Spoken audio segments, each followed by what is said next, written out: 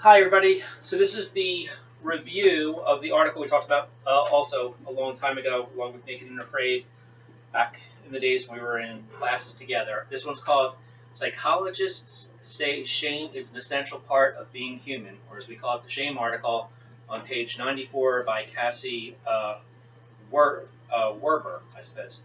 Okay, so she talks. So basically, the main idea here is that she's reporting on an experiment that sociologists did, in which they were trying to answer the question of whether shame, the feeling of shame, is something that's imposed from the outside, or if it's something that has evolved in us as an emotion that we feel organically that comes from within, as opposed to something that's like that other people tell us, you should feel bad about this. How dare you do that? And they make you feel it. Whereas if they didn't, you wouldn't feel it at all. That it wouldn't be in you to feel. So I think one of the questions is, what are the researchers seeking to prove? So I just said it. They're trying to prove whether shame is something that's evolved or something that is imposed from without. And they found out that it's something that has evolved. So then I think the next question is, meaning question 3 here, how do they seek to prove it? So they go to different cultures and they ask questions about people. They ask questions of people in different cultures, trying to get as far apart in different cultures from each other to see if there's a consistency among humans. And that would turn out, if that's the case, then it would turn out to be something that's evolved because it's something that's like common to all of us. And they find out that yes, in fact, that in every culture, humans feel shame. And the thing that is consistent is that the more important the act is that causes the shame, like the transgression, the thing that you did wrong, to the culture, the more shame that one would feel for it. So in a culture where resources are treated as limited and sacred, then the fact that you're stealing something of those resources, then that would be considered a terribly shameful thing. In a different culture, possibly where that you have to show incredible respect for a flag or a religious symbol, and someone does something disrespectful to it, if that's important in the culture, and someone does that, then you feel terrible if you're caught doing something like that. Whereas in a different culture, you might have a flag or a symbol, and people in that culture don't.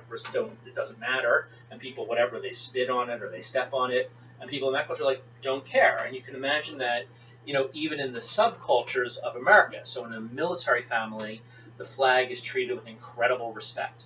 But you can imagine in a hippie place, or a place, surfers or people who don't have much respect for anything, that they could use an American flag to wait as a napkin or something. And no one in that culture would make them feel ashamed of doing something like that. It's an interesting thing. I personally am not religious in any way, but it really bothers me when I see people walking around anywhere and I see beer bottles left on like a church step and so forth.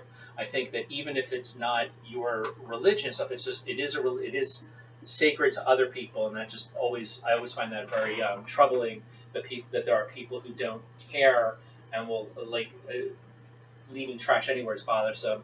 But I find it particularly disrespectful because it shows an amazing contrast that there are certain people, of course, who would never do anything to disrespect a religious institution for anyone, and then there are people and they would feel incredible shame if they were caught doing that, and then there are other people who are like, oh, just leave it here, ha ha ha, and they don't think anything of it. So again, the concept here is that the more important the thing is to the culture that you're in, or the subculture you're in, and you do something that is wrong, then people feel bad about it because the shame comes from within, because you're taught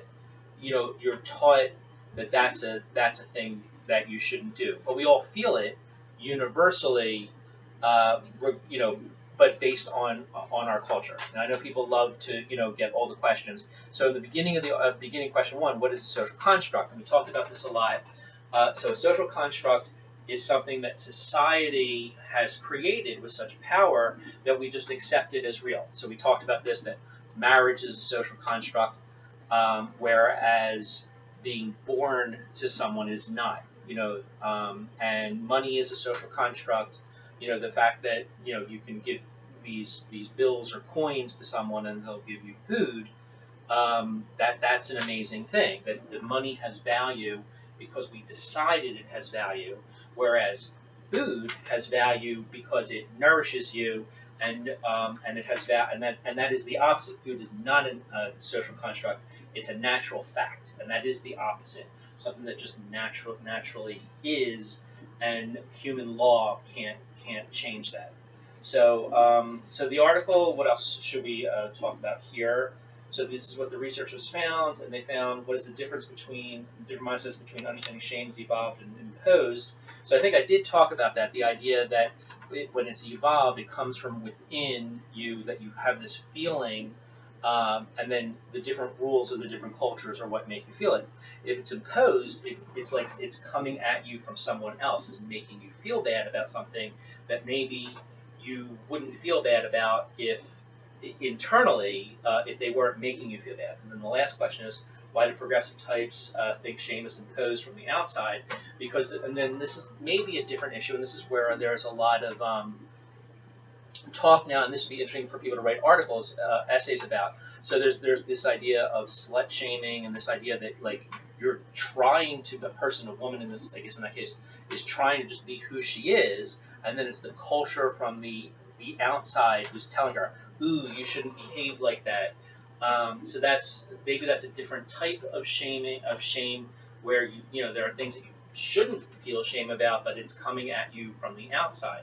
Or maybe how one is raised, and one has a sense of propriety on how one behaves in a sexual way. So that's an interesting topic to write about, this idea of like, where does the shame in our sexuality come from? Is it being forced down upon us, or is there a reason that there would be an evolved reason to feel shame for being too promiscuous for a woman? I mean, what just pops into my head is that women are the ones that end up pregnant. So there's a good reason to be cautious who one is with, or being with people, with men, because you don't want to. If you don't want to become pregnant at that time, that's there's a real result that happens from promiscuity.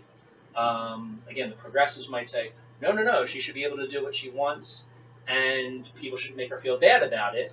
And then there's the other side that would say, well, okay, fine, but she may end up being pregnant, and that is harmful to her goals and needs, and being able to sustain herself if she doesn't have the means to do so, and if the man is not going to stick around. So there are lots of possible topics, I think, that people can write about with shame. I think one of them, which is I think worth talking about, is the idea that do you feel shame when you get caught, or do you feel shame when you've done something that is a transgression to the culture?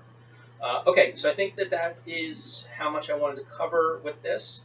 So again, as always, if you have any questions after hearing this and reading through the article, put the questions in the reply to this. And thank you very much.